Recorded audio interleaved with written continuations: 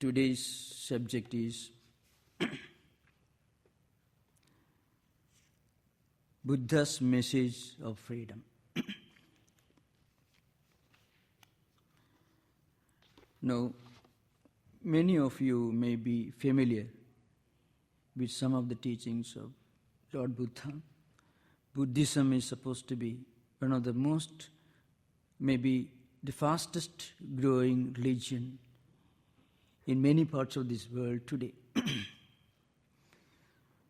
By way of introduction, I want to give a few details about Buddha's life and background of his birth and work. There are different views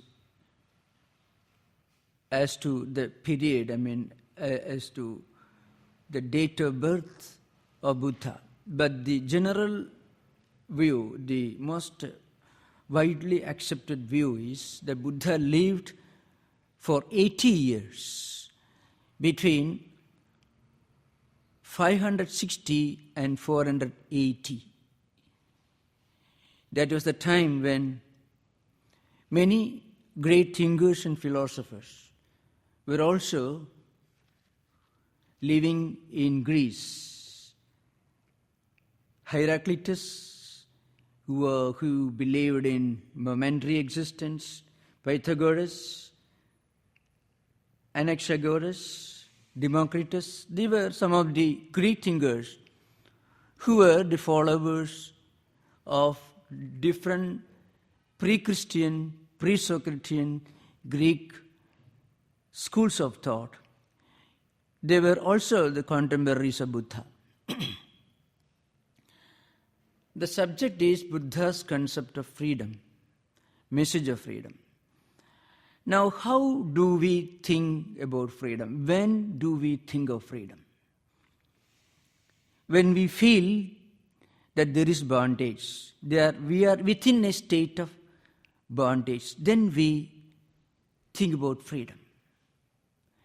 According to Buddhism, embodiment itself, life itself, is a bondage. It's an imperfection. This idea is also common to many religious traditions. Embodiment, this physical life, living in this world, this empirical existence, is a state of imperfection. It is this feeling of being in a state of imperfection that makes us think of freedom, to get out of this imperfection. That's why the idea that we are moving, we are evolving, we are growing, moving towards a state of freedom is behind the concept of liberation, the concept of entering the kingdom of heaven, the concept of moksha, as it is called in non-dualistic system. The freedom from a state of imperfection, freedom from this state of empirical existence, in a state of embodiment, when our existence is confined to the physical body and mind, when we have to live as part of this kingdom of living beings. Now Buddha says there is a way out of this. And he called that freedom nirvana. Nirvana means going beyond, a state of complete liberation, a state of complete perfection, freedom from all imperfections. Now, Buddha thought that life itself is a state of suffering. Human life is itself a state of suffering. He was born as a prince in what is now known as Nepal, a small Himalayan kingdom, located between China and India, right on the Himalayas. As a prince, it is said that some astrologers predicted that this baby, this boy, would become an emperor, a great emperor. Either the emperor of ascetics or emperor in an empirical sense, a great conquering hero. Now, to prevent him from being an ascetic, his father took all precaution.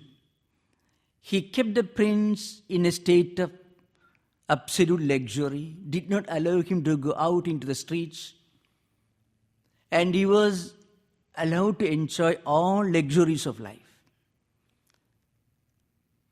But then one day, he was traveling in the streets of the city. It's called Kapilavastu, is the name of a capital of the small kingdom, that is Nepal kingdom. So he was traveling in a chariot, and he found a sick man, an old man, and a dead body, a corpse. This is the story, the background of Buddha's transformation from a prince living in a luxurious palace to a great ascetic, a world teacher of renunciation and spiritual message. So when he saw a sick man, and then an old man, and then a dead man, three realities of human life suddenly flashed in his mind. So there is such a thing as sickness in life. You may be very healthy today, very strong, but the strength and health may vanish one day. Body is not perfect, which is really a very sad, sorrowful truth. The imperfection of the body, the changeable nature of the body. Even the healthiest, strongest man or woman fall sick. And then everyone has to grow old. So the first vision that emerged in his mind, that slowly started his transformation from a luxury-loving prince into a great ascetic, was the sight of a sick man, then the sight of an old man. He was surprised. He was himself very healthy. He was 28 years old. Within a few days, he would leave the palace. So this young man, prince, who was trained in all sorts of martial arts, who was himself a distinguished warrior at that time, found, and to his shock, that there is such a thing as old age. Youth is not a permanent state of human life. That was the second shock. The third shock, still worse, was somebody was carrying a human body to the cremation ground. So he said, then he asked his charioteer, what is happening? Who is this man who is being taken to the cremation ground? The charioteer said, that man is dead. He asked him, what do you mean? What is death? You mean if you die, then you cannot move, you cannot eat, you cannot fight. You as a prince, Siddhartha, that was the name of Buddha at that time. So they will take you to a place and they will burn your body. That was a terrible shock to this prince, because his father had kept him in complete ignorance of these basic realities of life, which any child would normally, under normal circumstances, would have known. So these three sights became a terrible shock to him. And then, while returning to the palace, he saw an old man sitting near the palace gate. In those days, there were wandering monks, mendicants. From time immemorial, for thousands of years, this is a tradition in India. Great monks and ascetics have renounced their houses, their families, everything, their wealth, everything. They will move about from place to place, depending upon God, depending upon the grace of God. You get a picture of these in Vivekananda's life. Swami Vivekananda moved as a mendicant. From 1886, November or December onwards, there were frequent, of course, halts. Till 1893, May, Vivekananda, the founder of the organization of which this Vedanta Society is a part, moved all over India with a stick in his hand, walking stick. He lived in the streets, he lived under the trees, he lived in the palaces of kings, he lived in forests, everywhere, depending exclusively on the grace of God. So there used to be such wandering monks even in those days. We are talking about the period in 6th century BC, 600 years before Jesus Christ. So Buddha's last vision was the face of such a wandering monk. And he looked at this old man's face. There was perfect calmness, tranquility and serenity, complete contentment. In the other three visions he saw grief, sorrow, sickness, death, all shocking things. But here on the face of this monk, he saw perfect serenity, tranquility and calmness. Then Buddha asked the charioteer how to achieve this state of serenity and peace and contentment. His charioteer said, well, you have to become a monk. You have to renounce everything. You have to renounce your kingdom, your comforts, everything. Perhaps this old man, this charioteer, did not imagine that the prince would soon put into practice his instructions, because he actually did that. And that night, Buddha left his palace, his kingdom, his comforts. And from then onwards, he started his long journey. He was 28 years at that time. And for 52 years, he walked, he meditated, he studied and taught, and he became the great Buddha.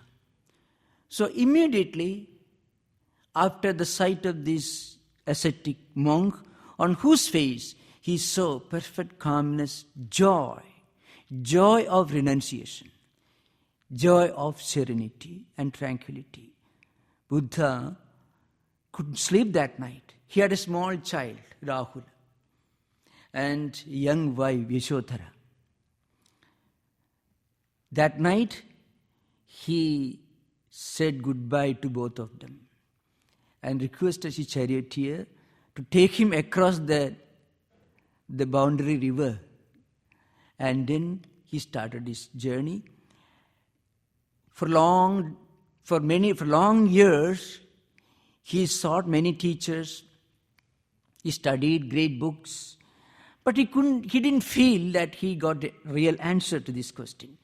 What's the question? The question of imperfection, the question of sorrow in life. Why should life be so miserable? If God is so all-merciful, why should there be problems in this world? This perfect incompatibility of a merciful God and a cruel, miserable world. That was the problem that vexed his mind. In fact, in one of Buddha's the instructions, it's called Sutta Pitaka, there is one statement which says, if God is all-merciful, there should not be any problems in this world. And then, if God is all-merciful, and still there are problems in the world, and if He doesn't try to solve these problems, there is something wrong with Him. So Buddha's religion is something very interesting. It is one of the greatest religions in the world, but minus God. Buddha did not affirm or negate the existence of a creator God. In fact, that is one of the greatness and also major attraction of Buddhism. What Buddha taught was a kind of spiritual humanism.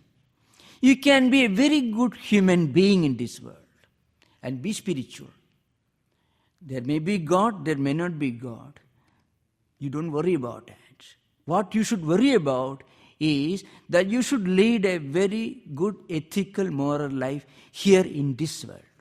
So look after the problems of now, the present, this world, and don't worry about the Creator or the destiny of the universe. You need not worry. That was Buddha's teaching.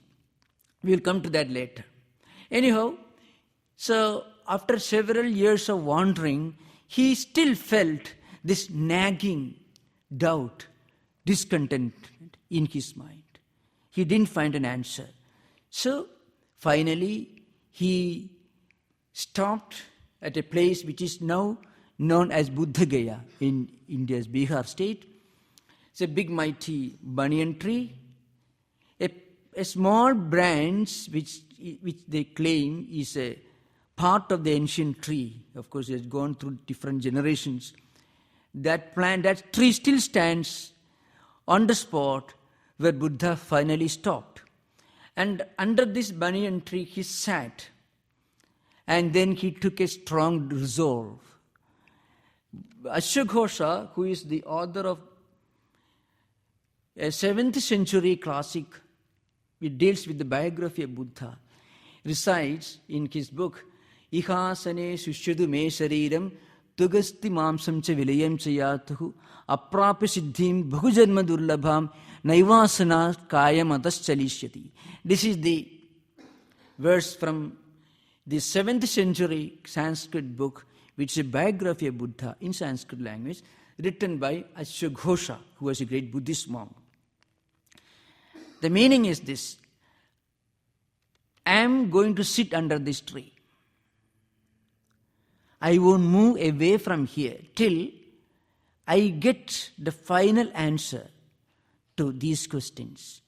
The question of imperfection, the question of sorrow and grief and misery, which seems to be an inseparable, inevitable part of human existence. Is there a way out of this misery? That was Buddha's answer. So Buddha told himself, said to himself, I am going to sit under this tree. Let my body, let my bones, everything disappear and perish. Still, I won't get up from this seat till I get a final answer to this question of sorrow in human life. And after long years of meditation and internal search, he found the answer. And that is the message of Buddha. What was the answer that he got? He said, he felt, well, there is one serious problem behind the whole human sorrow. That is desire. Once you get rid of this desire, you get an answer, you get liberation. We will go through some of the fundamental teachings of Buddha. He spoke about 4 noble truths. Chattvari Adi Satyani, as is called. The first noble truth is that life is full of suffering. Sufferings of different kind. Without suffering, there is no growth. There is a point. In fact, many people don't feel the suffering, not because they have no suffering, but they don't have that intellectual sensitivity or even the inner spiritual culture to recognize that there is something imperfect in their life. In fact, the feeling or the recognition of suffering is possible only when we evolve to a higher level of existence. You think of the great philosophers. Otherwise, why should Socrates sit under a tree in a forest and teach people? Why he could have led a happy life in Athens? Why should Shankaracharya walk all over Indian subcontinent 4 times? He started his journey when he was 7 years old. Why should Vivekananda give up everything and go to Dakshineshwar, learn the great spiritual truth under Sri Ramakrishna, his teacher, and then take the trouble to come all the way to America and teach his message? So, all these things are possible only when we reach a higher level of human evolution. So Buddha says, only those who are highly evolved will have the sensitivity to recognize that there is something imperfect in our life. Animals don't feel anything, any problem. Human beings who are not very different from animals also have no problem. So the problem is only for those who are slightly evolved, those who seek something beyond the present, beyond empirical, beyond food and shelter. And such a feeling comes to every thinking person. So Buddha says there is suffering. Suffering here doesn't mean physical suffering alone. The suffering also implies a feeling of imperfection within us all. And also an accompanying desire to achieve something higher in life. That's the first noble truth. The second noble truth is that there is a cause, there is a reason for this suffering. So, Buddha says this suffering is dependent upon certain conditions. There are some real causes for this suffering, which he called a wheel of causes. Praditya Samutpada, that is a Sanskrit term. It's called Praditya Samutpada in Pali, it is called. The canonical literature of early Buddhism was written in a script called Pali. The vernacular form was Prakrit. And we are dealing with that subject. So Buddha said, there is such a thing as a wheel of existence. You have to remember, Buddha believed in two important doctrines from the early Hinduism. One was the law of karma, the other was rebirth. In fact, these doctrines were already there in ancient Hindu literature. You have to remember, Buddha was born a Hindu and is still being looked upon as a great Hindu saint in India. In Indian context, in India's spiritual cultural context, Buddha is revered and recognized as an outstanding Hindu saint. In some places, he is recognized even as an incarnation of God. An incarnation, a saint who gave a humanized, a pragmatic interpretation of Upanishadic philosophy. So in this sense, it is said that Shankaracharya gave an intellectual, a metaphysical, a philosophical, a spiritual interpretation of the Upanishadic philosophy. And Buddha, who came about 1200 years earlier, gave a humanistic, an empirical, a pragmatic, this wordly interpretation of the Upanishadic philosophy. So, if the world is today familiar with these two doctrines, which is very common, people don't openly admit, but they all admit, mostly in private, they admit the reality of law of karma and rebirth. Whatever we do will produce some result, an invisible but inevitable, unavoidable consequence. Every action is related to some after effect. And then that becomes part of our character. And again, another law, another doctrine that is related to this is the idea of rebirth. Our life is not just a journey from cradle to the cremation ground, ending there. No. Only physical body begins with cradle and ends with the cremation ground. But there is a subtle, non-physical, non-empirical, invisible personality which is called subtle body, which continues to exist even after death. In other words, life doesn't end with the death as a full stop. Death is not a full stop. Death is only a comma. The sentence continues later. Now, this doctrine has become so widely known all over the Western world thanks to Buddhism. though it came from Hinduism, but it has become so much a part of modern thinking, modern culture all over the world because of Buddhist doctrine. Now, Buddha says there's a wheel of existence involving birth and rebirth. So he says, his first point is that all suffering is due to birth. So there is suffering, and suffering is a grief, a feeling of imperfection is due to birth. It means, in other words, embodiment itself is a limitation. Our real personality is that we are a universal, all-pervading, immanent, supreme, eternal truth. But this body is not eternal. So when this supreme reality is confined to this perishable, momentary existence called body, this embodiment, it itself is a limitation, state of imperfection. That is suffering, means state of imperfection. The all-pervading reality is identified with a limited 6 feet long, 150 pounds heavy physical human body. That is a terrible tragedy. That is the suffering, Buddha says. The real cause of all this is desire. So he says suffering is due to birth. Birth means embodiment. And what is the cause of birth? Birth is due to the will to be born, desire to be born. We normally don't do anything for which we have no desire at all.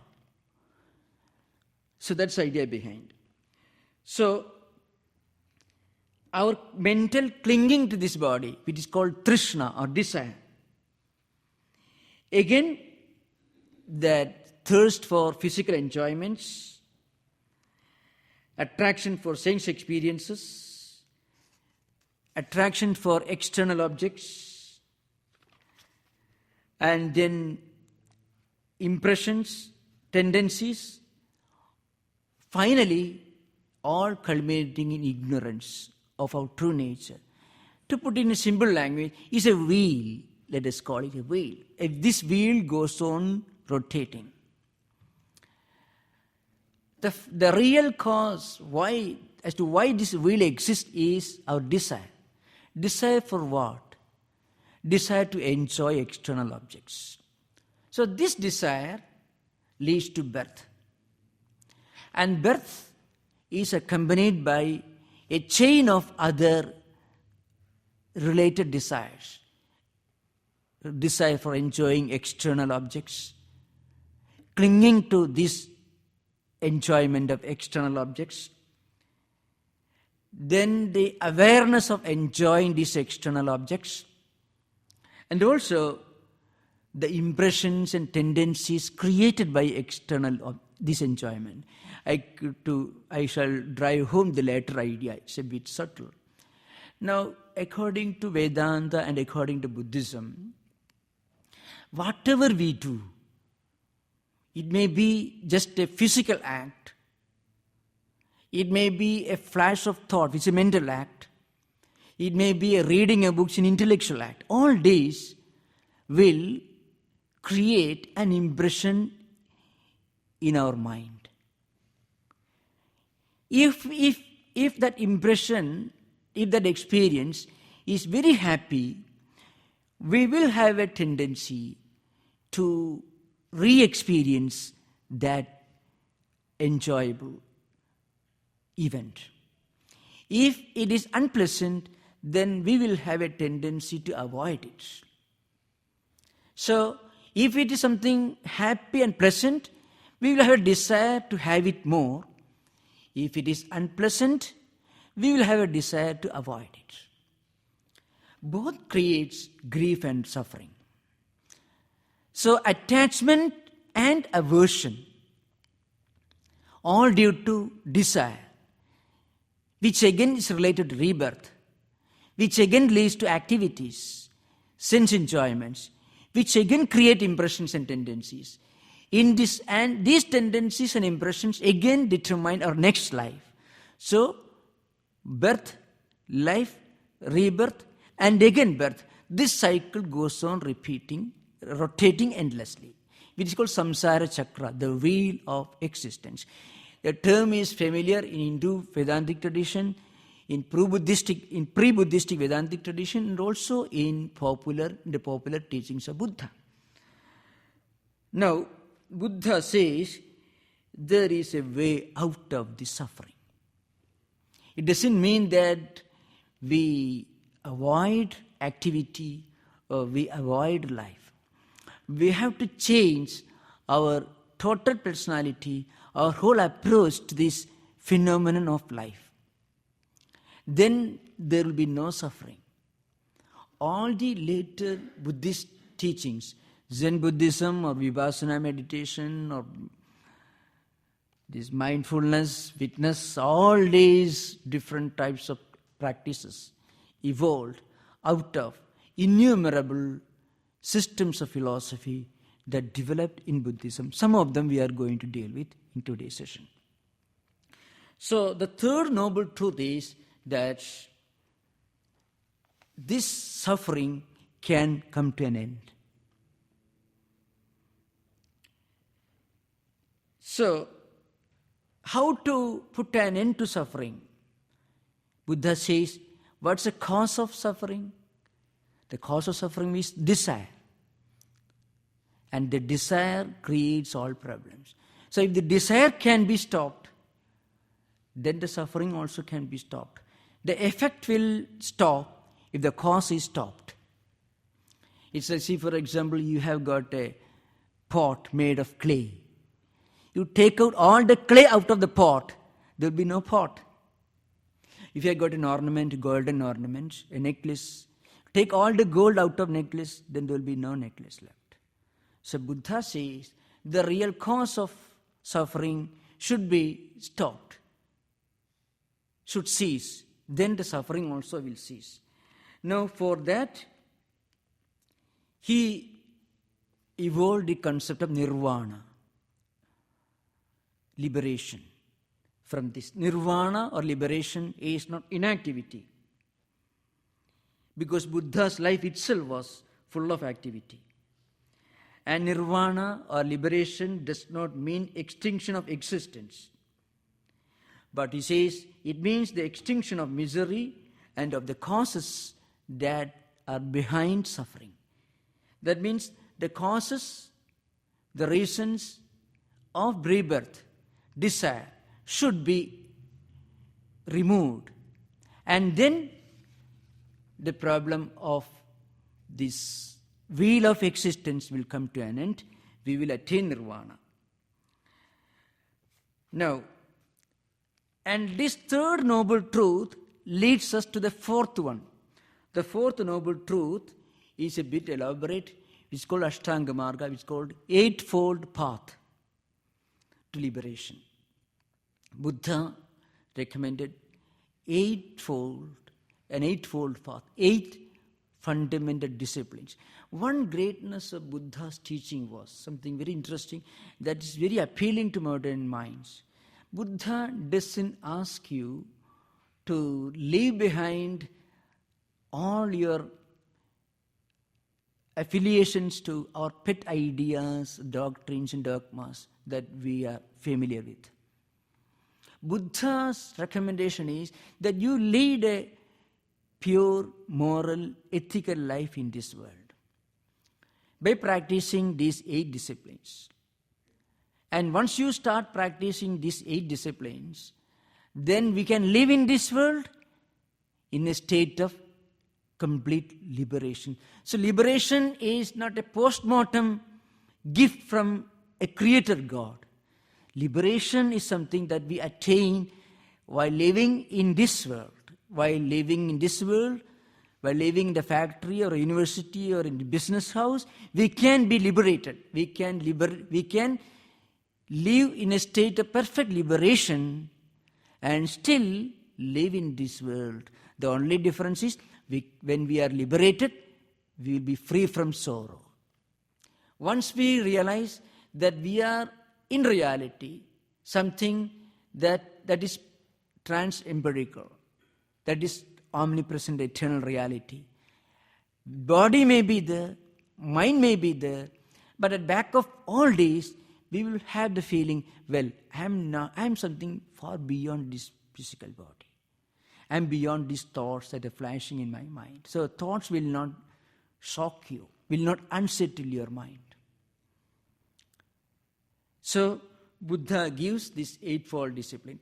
Meanwhile, I have already expounded some ideas of non-dualistic philosophy in this session many times earlier, to give an idea of the apparent difference between non-dualism and Buddha's philosophy of nirvana that should be understood. In non-dualistic philosophy, we identify ourselves with our true self. When we look around, we understand the external objects that we enjoy, the senses and mind with which we enjoy the external objects. See, I see an object with my eyes. When my eyes and mind come together, I perceive a visual object. These visual objects are not eternal. Similarly, what I perceive with my ears and mind cannot be eternal. The thoughts that are coming into my mind cannot be eternal. So, the eternal reality, the real unchangeable reality should be something beyond the external objects, beyond the senses, beyond the mind, beyond the intellect. It should be an all-pervading, immanent, immortal reality. That is our true personality. This identification, this positive approach is the essence of non-dualism taught by Shankaracharya. Buddha taught the same truth, but his approach was from a different angle. What Buddha did, he denied all the apparent relative entities, but he did not define the absolute reality. See, once you remove all the relative, the non-absolute, then what is left is the absolute. Buddha did not define it. When somebody asked him to define it, he did not reject it, he did not affirm it. What he did was to keep silence. So one of his disciples, Ananda, asked him this question. Ananda was a close disciple. Incidentally, the evolution of Buddhism as a religious tradition has some similarities with the evolution of the Catholic religion. Buddhism had its first council in the 420 BC, and the first council in Catholic religion was in 320 BC, 20 AD. That is the Council of Nicaea. But the first council of Buddhism took place in 420 BC. That was around 60 years after the passing away, around 60 years after the passing away of Buddha. A number of great Buddhist monks gathered. Many of them, maybe I think it was a little earlier, perhaps, the exact date I forgot. So many of the monks who had lived with Buddha, moved with Buddha all over the country, Indian subcontinent, which at that time included today's Afghanistan, Central Asia, today's Burma, of course the Indian subcontinent as a whole. So he moved all over India in a huge land area, huge population. So he had innumerable disciples. So they all gathered, the first council. So many of them remembered Buddha's teachings. It must be much earlier than 420 BC, it seems. So they remembered some of his teachings and they recited. Buddha taught mostly in Prakrit, which is a vernacular, a kind of unrefined form of Sanskrit of the masses. Now, this language, this vernacular form had no script. The script was Pali. So many of the great Buddhist monks remembered Buddha's teachings and they recited, and these teachings were written down in Pali script. To give an example for of you, if we can go to our own bookstore, there you find a book called Dhammapada, translated from Pali into English by Dr. Radhakrishnan, who was one of the foremost philosophers of 20th century, who incidentally was the president of India for many years, Dr. Sarvepalli S. Radhakrishnan. So, he was the one who was responsible for opening a chair for comparative philosophy in Oxford. His famous series of lectures called Eastern Religion, Western Thought, a fairly big book. That was the first series of lectures on comparative philosophy in Oxford, the middle of 20th century. So now what I'm coming to that, you find a book called Sutta Pitaka, Dhammapada. This Dhammapada, that's the title of the book, the size of Gita, and that book is originally from a bigger book called Sutta Pitaka.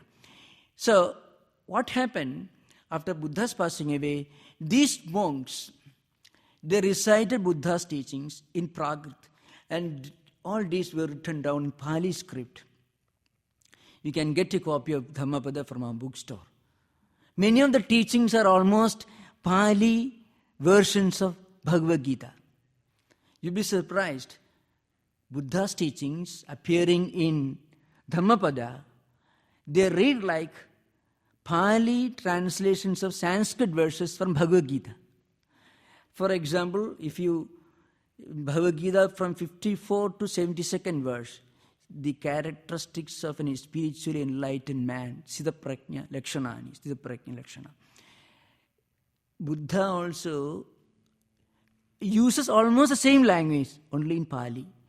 Tam Buhi Brahmanam. Instead of using the word Sthita Prajna, a spiritually enlightened person, Buddha used the word Brahmanam. Means all the great characteristics of a saint, tranquility, maturity, internal harmony, transcendental vision. All these characteristics are listed. I'm just giving an example. So, before 420 BC, in the first council, Buddha's teachings were all recorded, and they have come to us in the form of 3 important Pali canons. They are called Sutta Pitaka, Vinaya Pitaka, and Abhidhamma Pitaka. So, Buddha says there are 8 disciplines that everyone can follow on his way to liberation.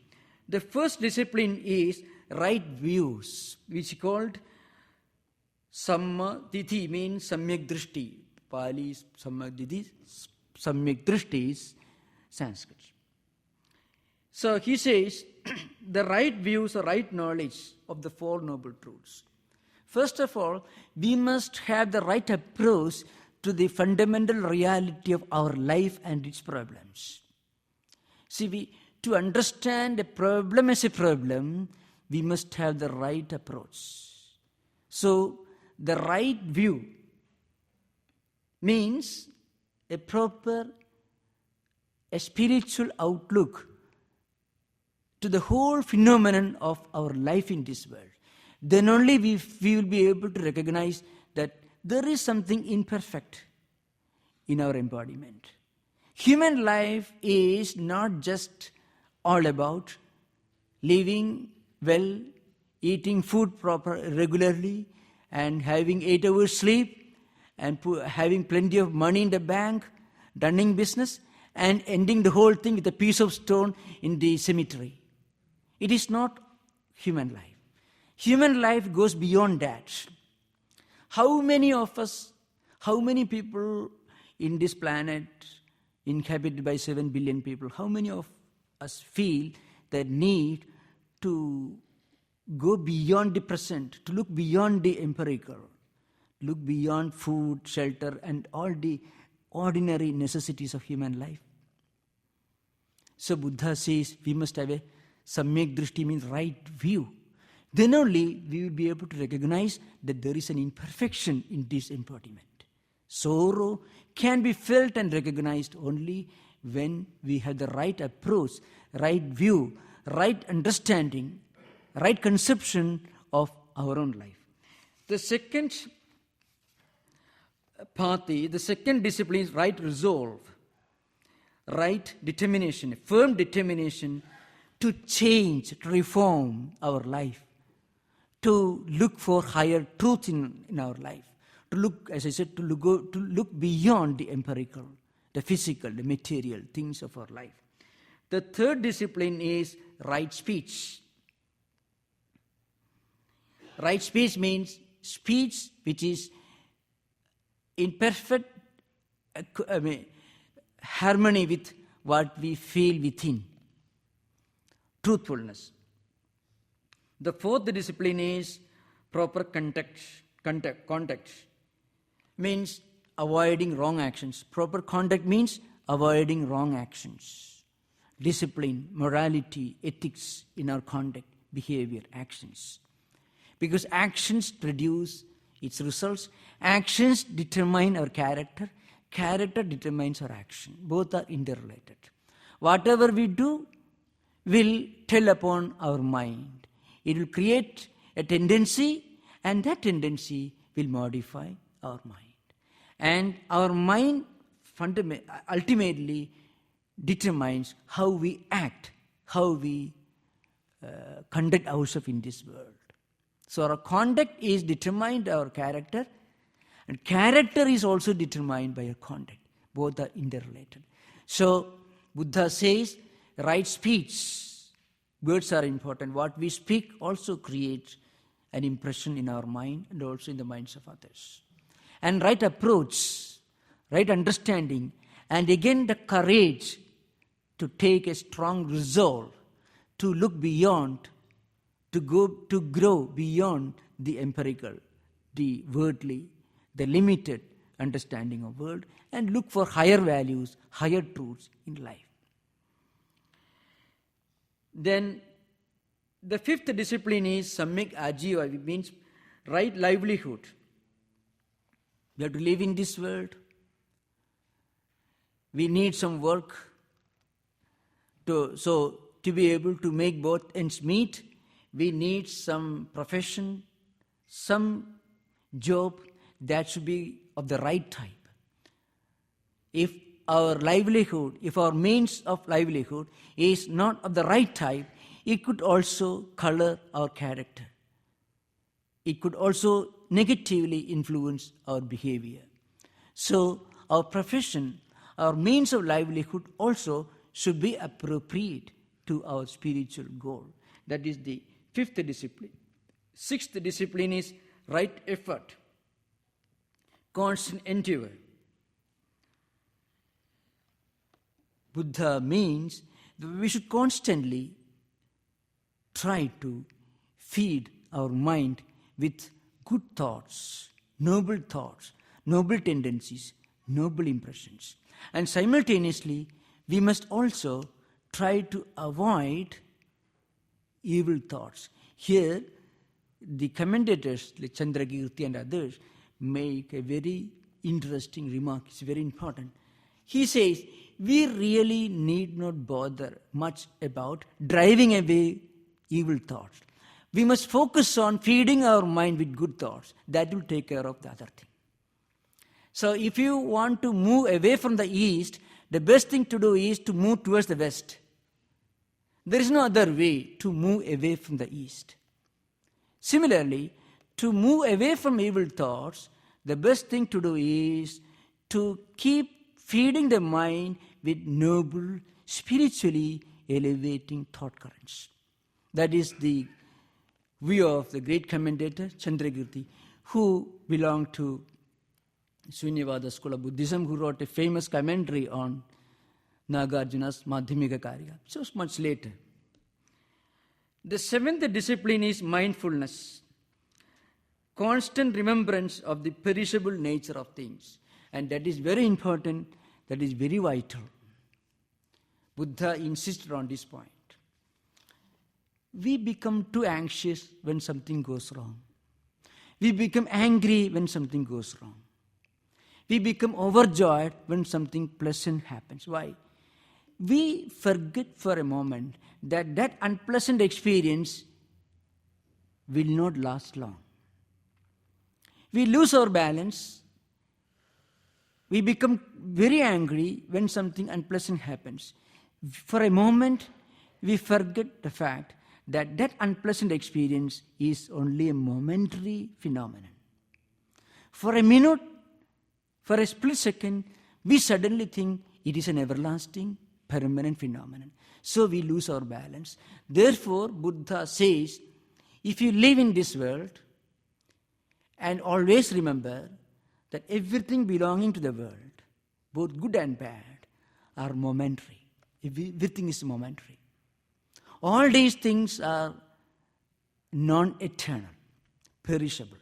So, constant remembrance of the perishable nature of worldly things, objects, and experiences will save you from a lot of trouble. And in fact, that gives you the wisdom to think of something beyond the perishable, the momentary, the empirical. And that will take us naturally to the realization of the reality of suffering in this relative empirical world.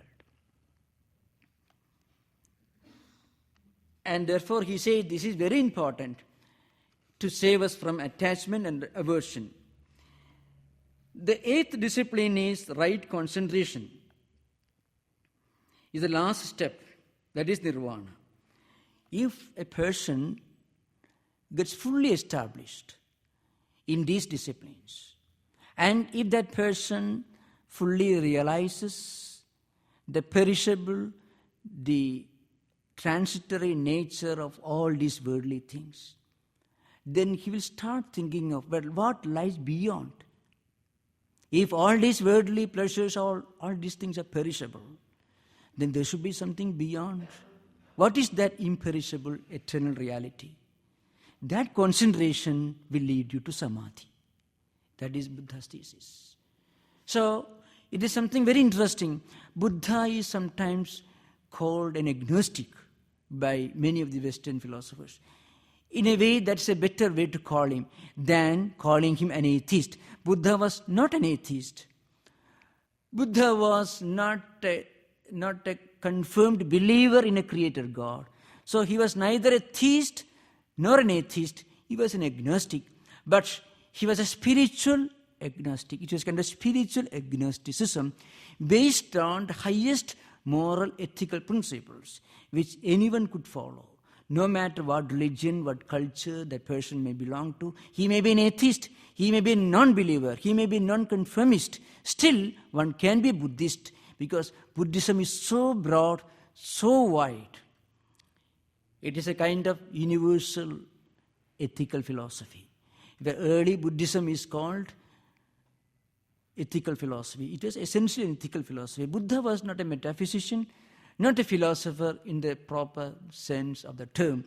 I would conclude with reminding about a very important factor, that is all the systems of Buddhist philosophy which are becoming popular, which have already become popular today, like the doctrine of emptiness called Shunyavada, then the Vijnanavada or Yogacara is called subjective idealism, which really goes beyond the subjective idealism of Berkeley, and then the two schools of realism called Sautrantika and Vaibhashika. All these innumerable streams of Buddhist philosophy emerged at least 400 years after the passing away of Buddhism. They started slowly evolving 400 years after the passing away of Buddhism. Buddha, Lord Buddha.